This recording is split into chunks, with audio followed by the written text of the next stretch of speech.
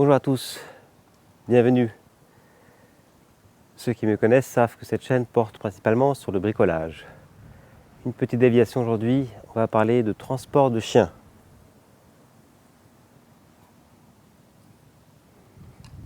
Donc la règle première, c'est de solliciter votre compagnie aérienne pour leur demander les spécifications techniques de la cage. Et ceci est très important car sinon vous allez être refusé à l'embarquement, ce qui, outre de troubler les vacances, cause pas mal de problèmes logistiques en réalité. Alors maintenant, si on regarde les conditions, donc la coque doit être constituée en fibre de verre ou en plastique, rigide.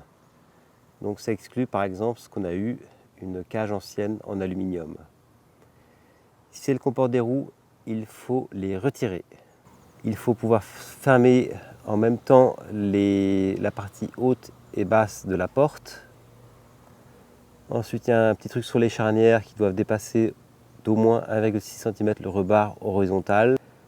Et ça, c'est important, les deux parties de la coque doivent être impérativement maintenues par des boulons. Si ce n'est pas des boulons, c'est refusé. L'animal doit pouvoir se tenir debout, tête complètement dressée.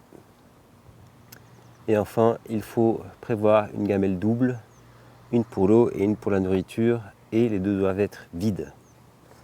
Bon, vous avez ici plus de détails sur les dimensions, donc regardez auprès de votre compagnie aérienne. La compagnie aérienne aura certainement basé ses standards sur celles de l'IATA, l'Association internationale pour le transport aérien, qui détermine un nombre de standards qui doivent être communs, évidemment, c'est de l'aviation, donc c'est parfaitement international. Mais référez-vous surtout à ce que vous donne votre compagnie, c'est ça votre contrat. Donc vous avez vu notre chien, bien qu'il n'ait que 5 mois, il est quand même relativement grand. C'est pour ça qu'on a pris une grande cage. Et dans les cages, en fait, il y a toujours ce système de pouvoir emboîter le dessus sur le dessous. Et c'est très important parce que lorsque le chien est dans l'avion, donc on aura besoin de beaucoup de place pour qu'il ait la place notamment d'être debout dedans. Et par contre, lorsque on retourne à la voiture, il faut pouvoir l'emboîter. Comme ça, on met simplement les valises sur la caisse. Donc deux parties, la partie supérieure et la partie inférieure. Et ça se met dessus comme ceci. Et d'ailleurs, il y a encore des trucs du voyage que le chien sera content de retrouver. Regarde, Timé. C'est quoi ça? C'est quoi ça? C'est quoi ça? Ton joujou. Et avant de tout fermer de fermement, ne pas oublier d'insérer la porte, sinon vous devez tout redémonter. Pour fixer la porte, vous voyez ici un orifice. Et attention, petit piège sur le haut. Ici, il y a un trou, c'est pas là où il faut mettre le haut. Mais il faut le mettre ici où c'est recouvert.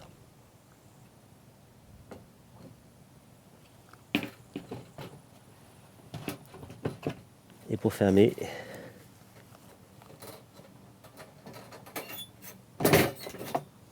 voilà, pour ouvrir. Ok, on a mis la porte, maintenant on peut fermer le reste, le pourtour. Pour ça, il y a ces trucs-là sur les côtés. Tac, et on peut éventuellement le bloquer. Tac, on bloque. Tac, on bloque. Bien sûr, il faut faire la même chose de l'autre côté et à l'arrière. Et vous vous rappelez que l'une des conditions était d'avoir des boulons. Donc sur ce modèle, les boulons ressemblent à ceci. J'en fixe un. Moi je vous conseille de les fixer par le bas, mais vous pouvez faire l'inverse.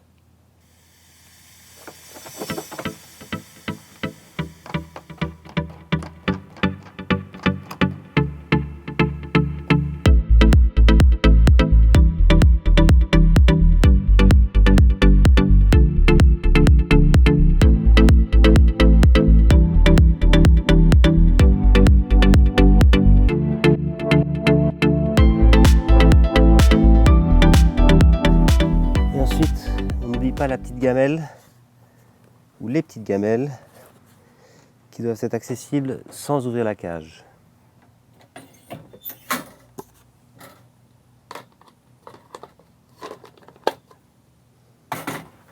Tu veux rentrer? Voilà.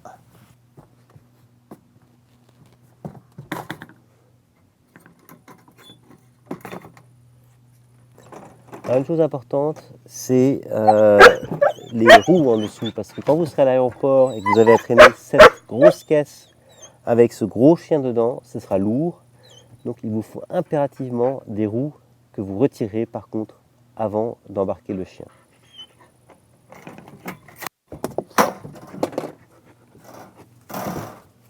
Alors pour les roues, ça se passe en dessous.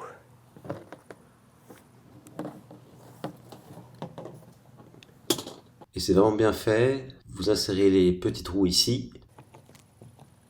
Ça se clipse. Encore une fois.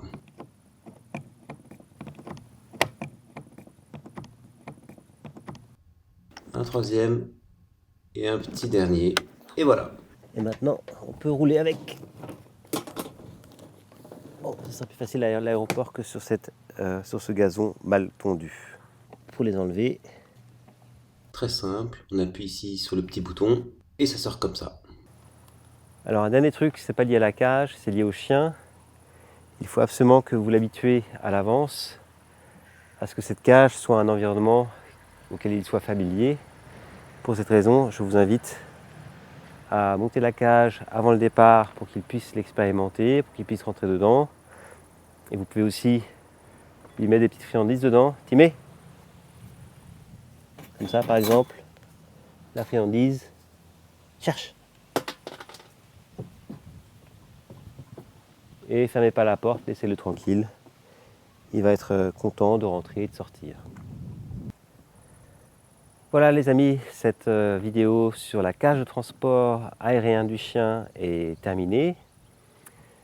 Je précise que par ailleurs, au sujet des chiens, j'ai aussi une vidéo sur l'optimisation du ramassage de caca de chien, dans laquelle il y a aussi d'autres petits tuyaux, et une autre vidéo sur la construction d'une barrière pour empêcher les chiens de monter à l'étage.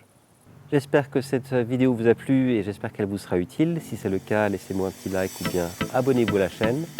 Et sinon, je vous dis à très bientôt sur Happy Hour TV One.